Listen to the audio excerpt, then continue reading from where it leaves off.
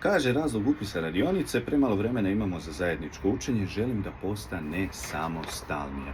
Jako čest problem. Dijete nije samostalno u učenju, moraš sjediti uz dijete da nešto nauči, samo ne zna ili samo neće.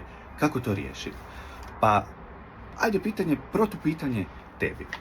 Da tvoje dijete točno zna što treba napraviti, da savršeno nauči svaku lekciju ili svaki predmet, dobije ocjenu koju želi i da to bude brzo i relativno ugodno, pa da ima onda vremena i za sebe i da dobije dobru ocjenu, jel misliš da bi tvoje dijete to napravilo? I sad imamo dva odgovora, da ili ne.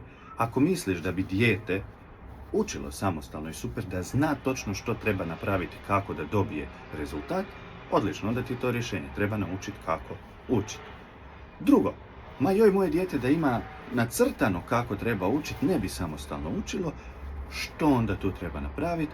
To znači da dijete nema radnu naviku i da ti kao roditelj moraš pomoći sa usvajanjem radne navike, ne sjedenjem uz dijete, nego iskoristiš svoj autoritet i ostale fine roditeljske strategije da bi dijete malo po malo shvatilo da mora učiti samostalno, a onda ima ove dobre načine učenja, pa onda i zna da to može napraviti.